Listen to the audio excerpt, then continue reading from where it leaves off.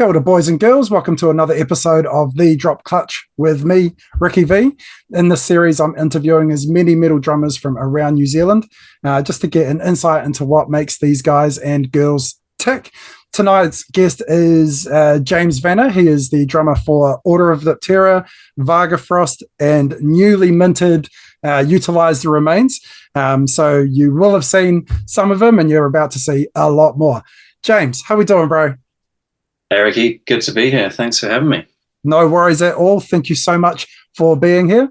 To get us started, tell us a little bit about the history of, let's go with Order of Diptera, and you've only just joined Utilise the Remains, so tell us a little bit about that as well. Sure thing. Well, Order of Diptera, I joined the band. It was a bit of a funny story. So Nag, the guitarist, he moved to Wellington from Invercargill, and he'd had an idea for this project since he was like 18, including having written a couple of the songs like very early on. And he had the name and everything. He just never sort of found the right group of people to actually pull it off.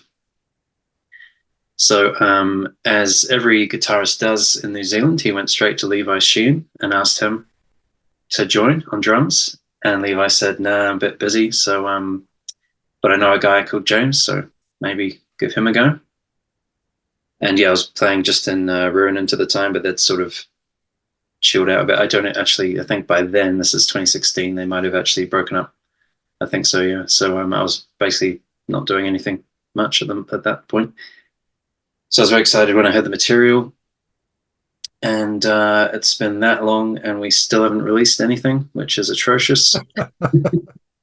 It's become a bit of a joke, but we are well aware that, we are well overdue for releasing some stuff. But yeah, and there is stuff in the works, and there's some very cool new material, but no concrete releases or anything just yet. But yeah, it will happen eventually. Sure. And then Utilise, so Dan Ferg, who is the guitarist and vocalist, he was down in Dunners, and that's where the band was based up until now. And then he moved to Christchurch recently, and he just didn't want to do a long distance thing, especially with the kind of momentum he had with Utilise. So he wanted to keep it going as a local kind of jamming band. So he, as with Order of Diptera, he asked Levi to join on drums, and Levi said, "No, I think one slam band is enough for me, but I'd love to play guitar, and then why don't we get James on drums?" So yeah, two of my bands I can thank Levi for. He said no. Sure. Yeah, and he plays guitar, which not many people know, but he's also a sick guitarist, and so he just wanted to get up there and play some slams. Sure. Now you brought up Ruinant. Now I am lucky enough to have actually seen you guys play definitely once, maybe twice, and you guys were fantastic for a group of kids. Basically, you guys were still teenagers, right, or late teens, early 20s. Yeah. Can you tell us a little bit about Ruinant? Sure. Ruinant was my first band, really. So back in Nelson, me and a couple of guys from a neighbouring school, including Stephen Booth, who went on to be in Depraved and a couple other projects. Yeah, we sort of just, it was Nelson, so there were only so many guys that were playing death metal. But, you could count them on one hand. So we sort of found each other and started jamming some pretty weird stuff. What we thought it was weird at the time, like lots of funky time signatures and riffs that were all over the place. I mean, yeah, songwriting was a bit dubious. Sometimes it was a bit riff salad, but we had a lot of fun.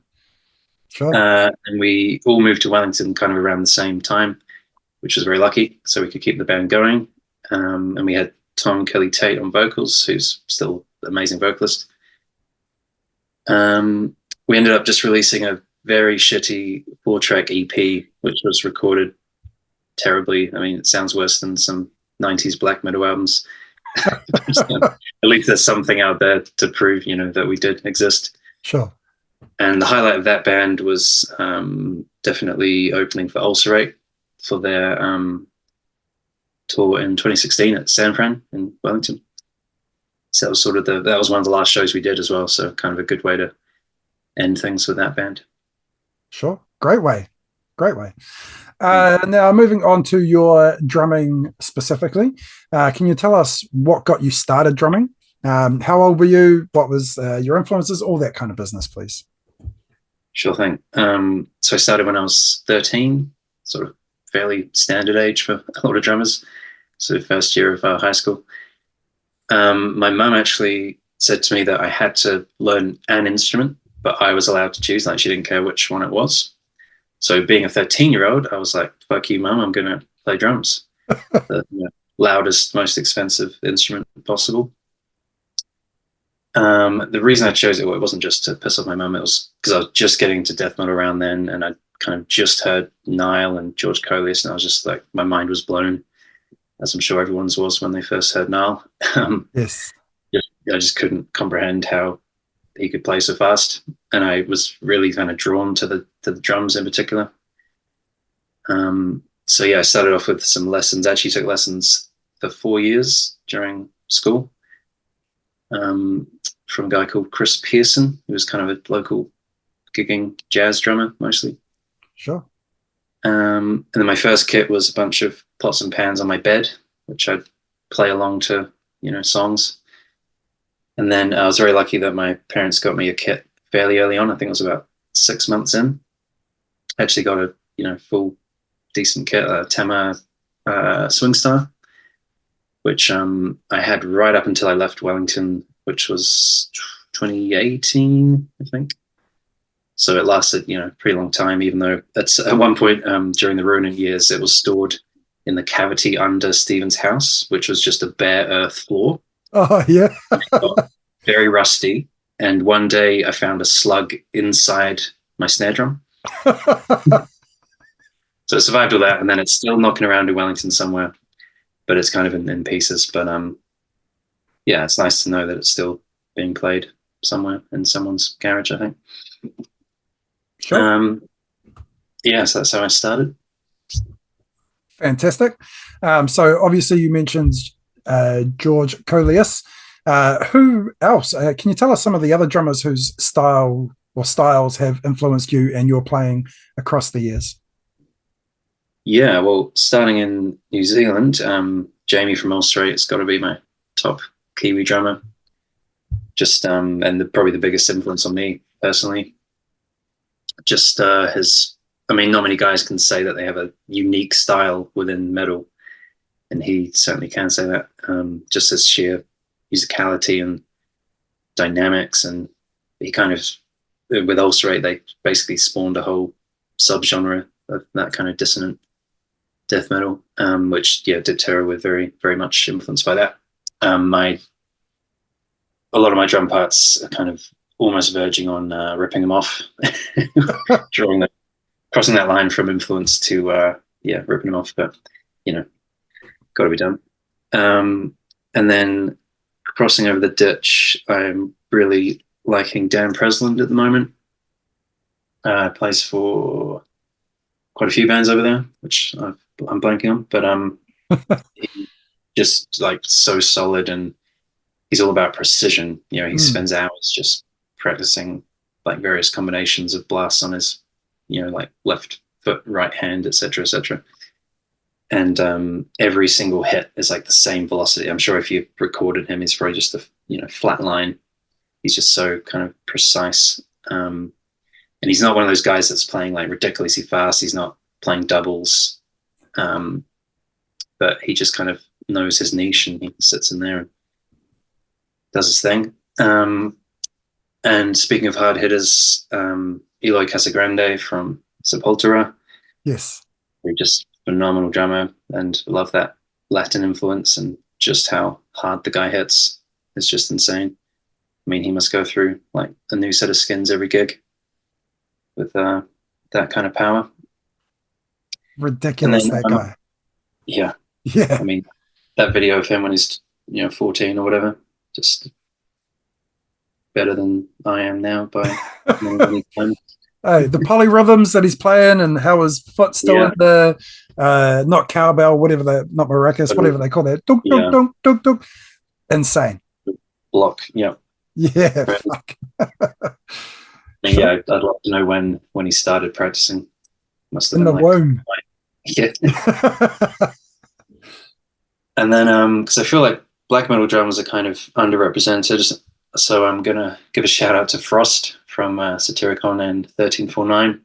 Just one of those old school drummers who never learned any technique. So he's playing like 250 BPM blasts, and he's just using like forearms and biceps, which is just ridiculous. The guy can, yeah, just amazing stamina considering how much he's putting into it. And yeah, and I got into Satyricon and 1349 pretty early on, so he was a big influence for me. So yeah, I think that's probably a good selection.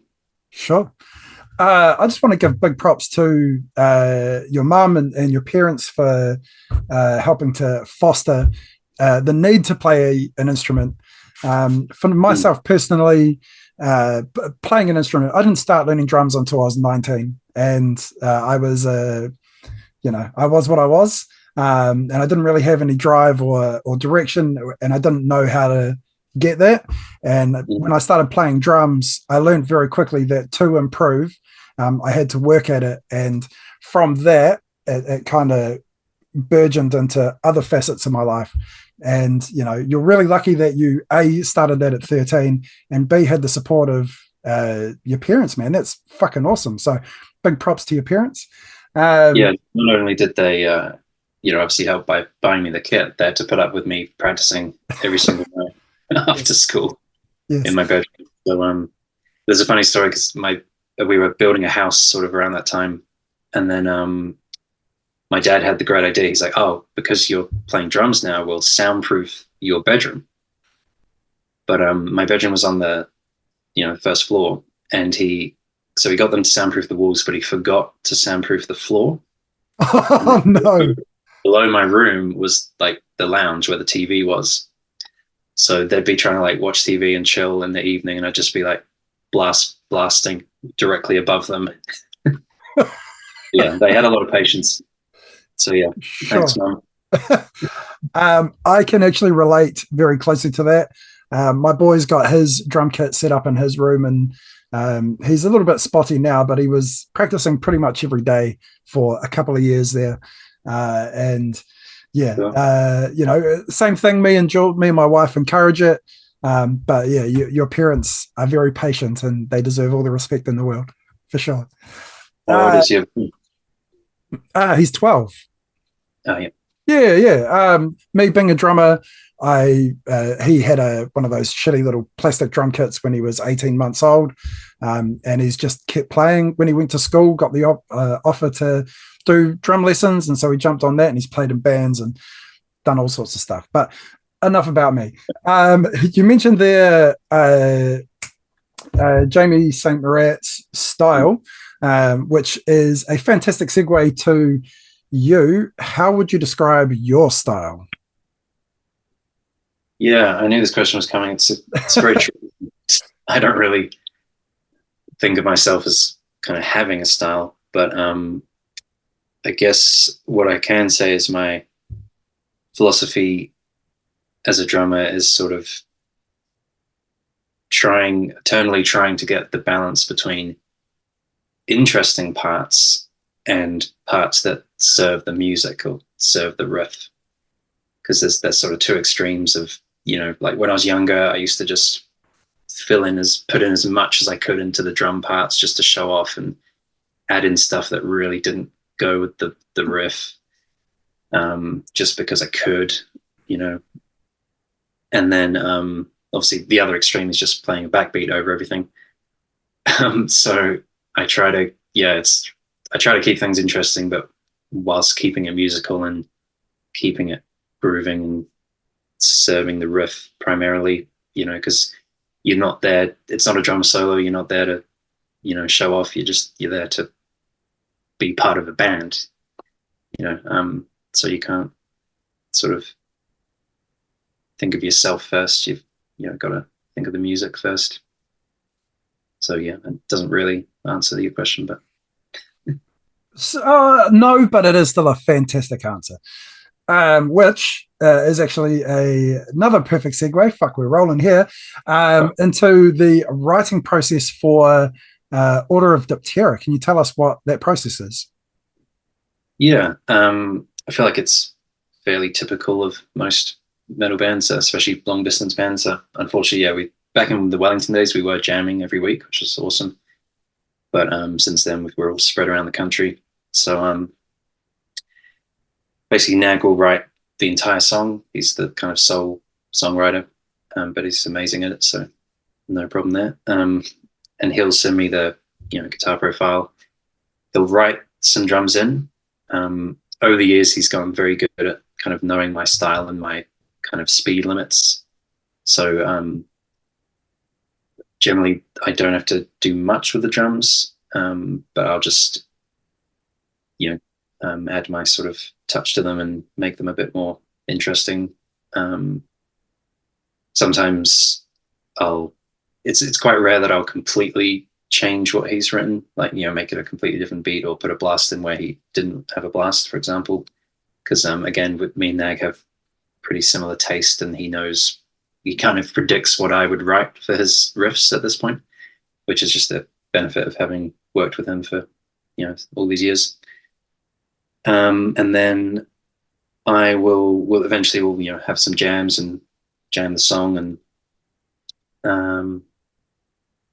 I really like my ideal style of writing is just like him repeating a section over and over again, like looping it, and then I just kind of play around with different ideas kind of live in that jam environment, which if I could have my way, that's how I'd write all the stuff. But otherwise I have to sort of just write it in my head or on my electric kit at home.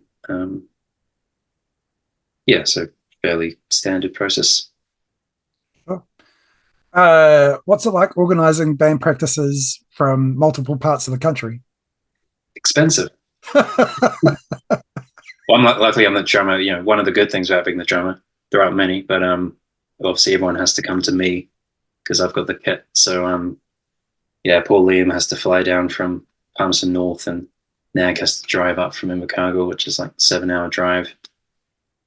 It gets a bit ridiculous. So generally we only jam sort of before a show, but we'd all come together and like jam for like 3 days in a row to get tight before a show. But Nag hopefully is going to move to Christchurch, and then we can actually start jamming more regularly, which will be awesome. Just me and him. Sure, that's exciting. Is there a specific technique that you are practicing or working on at the moment?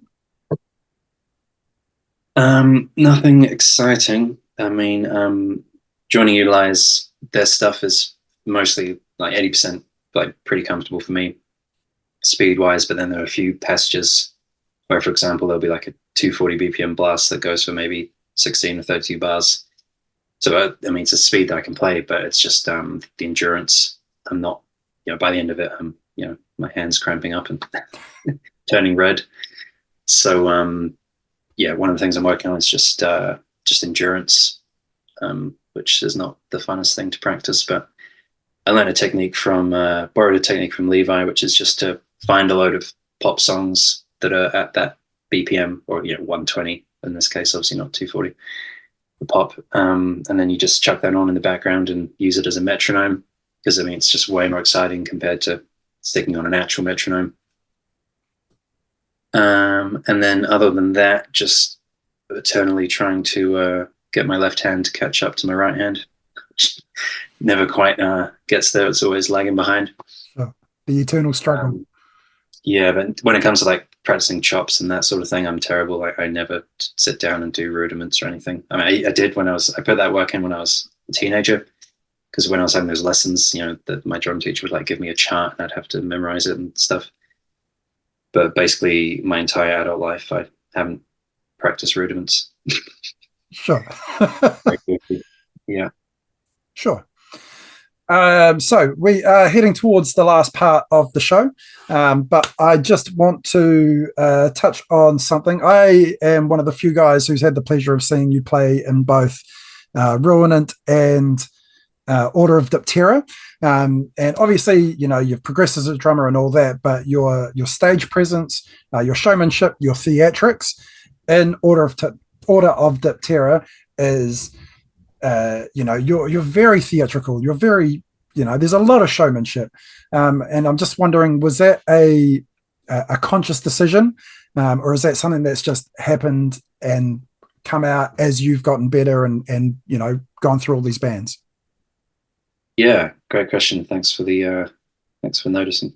Yeah, there's some pretty cool photos that get out, mostly with my tongue out. Yeah, Yeah, it was always something I did. I mean, certainly, it definitely was natural. I think the reason I do it more is twofold. Like these days, I'm more confident. Like back when I was 18, I'd be shitting myself for every show because I was like a bit of a perfectionist, and I'd spend half an hour setting up. So I had to have every single symbol perfectly in the right place. Otherwise, I thought I was going to be all over the place. So there are some old photos of me back with the long hair doing the facials, but yeah, definitely I do them more these days, which is because I'm more confident, as I mentioned, and I kind of do put it on a little bit, just because I feel like you go to a lot of shows and the drummer's doing his thing, and especially in metal, I feel like people use the speed and the technicality as an excuse not to have any showmanship, because they're sort of so focused, they just do the chilling out thing, like Kemba Dean from Aborted, who just looks like he's getting bored to death as he plays. yeah, Which I get that, like you're touring, doing 30 shows in a row, you want to conserve your energy. Totally, I understand that. But for me, like if I'm just doing one or two shows, which is what you mostly do in this country, I feel like I should just give it my all and entertain the crowd a bit, and not just be that guy who's hidden behind the drums on the riser. sure, Plus, it's fun. sure, yeah, fuck yeah, Yeah. absolutely. Oh well, fantastic. That was a great answer. Thank you so much. Cool. Now we are going to move into a little game I call First, Last, Best, and Worst. So this is just you telling us about your first show that you played, the last show that you played, the best show that you played, and then the worst show. But that worst show can be worst moment. It can be funniest moment. Wherever you find that answer, I'm happy to listen. Let's start with the first show that you ever played, please. Yeah, I'm lucky enough to still have a flyer from my first ever show, which is up at my parents' place in Nelson. Fuck. It was this Christchurch band called Awakened Inferno, who was sort of like thrashy. Don't know really how you describe them, but yeah, I guess thrash. And we only ended up doing the gig because their lead guitarist and vocalist Jacob was my age, and he'd moved to my school after the Christchurch quake. So I became friends with him just because he was a metal dude. And he was bringing his band up to play Nelson, and then we Ruinant opened. So we played at this shitty kind of seedy pub called the Shark Club, which sadly is no more. R.I.P.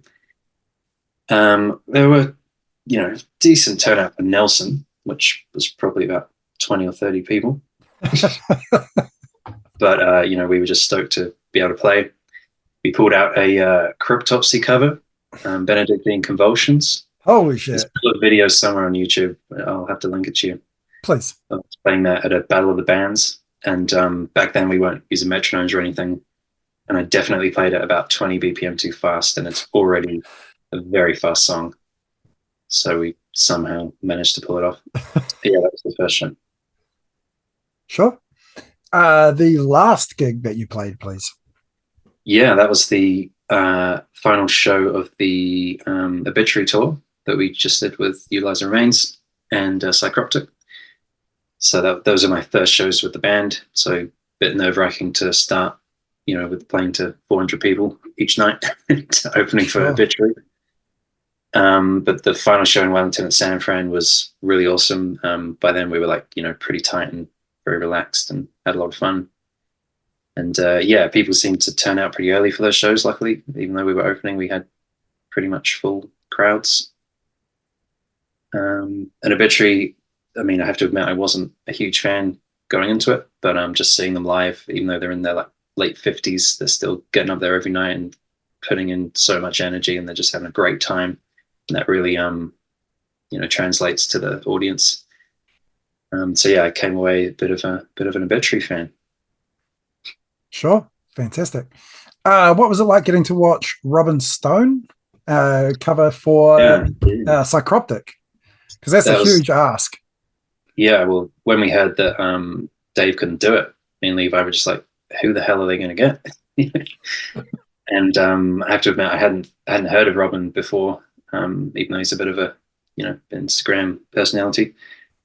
And Ben from Valhalla told us at one point that he only uses one rack tom and one floor tom for Psychroptic. So I was just like, what?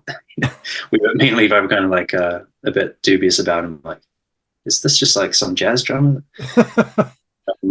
No, he says it's just because he can't be bothered setting up for more toms. So it's purely kind of a just efficiency, I guess. And he has, with less to play on, I guess it limits your parts and your fills, but kind of in a good way, I suppose. Like less options. You can just. But yeah, Robin was amazing and really nice guy.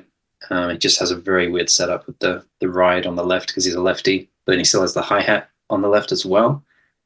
So there's a bit of juggling each night with changing up our setups because he'd always sound check before us and then play after us. So, but we kind of learned to do the minimal changes necessary to keep both of us happy. Sure. But yeah, Fantastic. really cool guy. Awesome. What was the best show that you've ever played? Yeah, I have to give a shout out to NZ Tech Death Fest. Not because it was my best sort of performance personally, but just as a gig to play back in 2014. Was it Valhalla by then? Was it still Medusa in 2014? Oh, that wasn't long after Ben bought it. So Maybe, yeah. I think it was just turned Valhalla, maybe. yeah. Anyway, for those that remember, yeah, just an insane lineup of. There's just the stars aligned in that year, and we had all these amazing tech death bands. We had Farming the Population, who's still one of my favorite local bands. Carnal, Blindfolded, yeah, us. We played in Ruin. I think it was Satentia, those guys from Auckland, who were Holy just shit. yeah, one of the like Ulcerate Junior, we used to call them. Yeah, so that was probably one of the best lineups I've played with. And then one of my favorite gigs to play was the first ever Winterfest, which is a little show we do down here each year, which I generally help organize, which we try to do sort of like a black metal festival to balance out all the death metal festivals. But there aren't that many black metal bands, so we generally always have a few weird other genres in the mix. But this one was at Dark Room, which is this tiny venue down in Christchurch, and we packed it out though, and everyone was this was with Vargafrost, so everyone was really getting into it and banging their heads and raising the heathen fists. So I just had a really fun time with that one. Awesome. And lastly, the worst show, funniest moment, worst moment. Yeah. Give us some insight. Well, worst moment was early on in the Ronin days. We were playing at Medusa or Valhalla, whichever it was at that point. And it was one of those sort of festival gigs, I think. And I was really unwell. I had a bit of a tummy bug. And basically, right as I was meant to jump up on stage and start setting up, the last band had just finished. I had to rush to the toilet, the Valhalla toilet, which everyone knows is not the best toilet.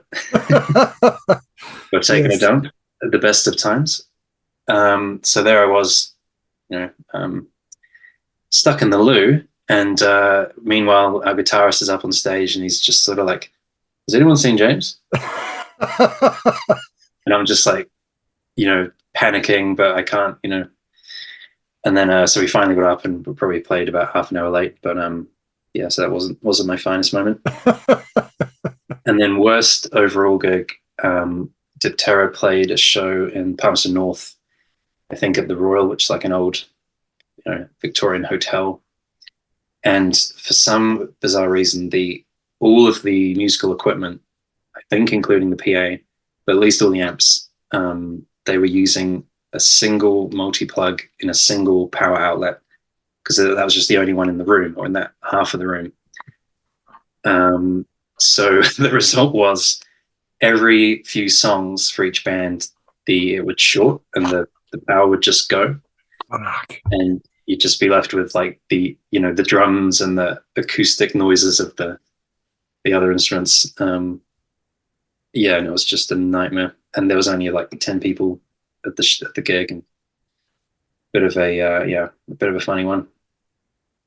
Yeah, Palmy's come up a couple of times. There was a period where it was, outside of obviously Wellington and Auckland, it was the place for metal. It had a really thriving scene. And then people grew up, people moved away, shit happened. And unfortunately, it's not what it was. There's still bands trying. Dead Set come to mind. But yeah, it's unfortunately not what it was. Well, they did produce Depths, which are one of my favorite NZ bands. So sure, gotta hand it to them. Absolutely.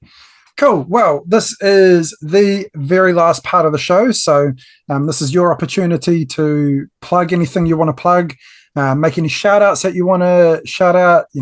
Sir, the floor is yours. Thank you. Well, I'm going to plug Utilise Remains, because they're the only band that's actually doing anything at the moment out of my bands. So this is a Drop Clutch exclusive scoop. We will be doing a headlining New Zealand tour across May and early June. Dates and venues to be announced, but obviously we're hitting all the main centres. And then we are off to Europe in mid-June, and we're going to be touring over there for a couple of weeks, 2 or 3 weeks, starting in the UK and then heading eastward. And that culminates in us playing at Obscene Extreme Festival in the Czech Republic. And they've got an insane lineup this year. There's like Napalm Death, Devourment, Dying Fetus, Immolation, to name a few. There's 84 bands in total. Holy fuck. Yeah. And we just found out we're playing on the same day as Devourment, which is pretty cool. And then I think we're on the first day, and then we just get to party for the other 3 days and, live it up and do the whole festival thing, which I've never been to a big European festival of that size, and never played overseas either. So it's going to be absolutely awesome. Fuck you, man. And any shout outs that you'd like to make? Yeah, shout out to the bro Sean Anderson. I forgot to mention him during my drummer bit. So he's a big influence, and just a insane drummer and the nicest guy you'll ever meet. And got a shout out to my bro Levi for being there with me from the start. And very glad to be in a band with him again. I mean, he's in Vargafrost too, but Sure. Well, James, thank you so much for being on my show, man. I really fucking appreciate your time. All good. Had a great time. Awesome. Thank you so much for watching. This has been The Drop Clutch with me, Ricky V. We'll see you next time.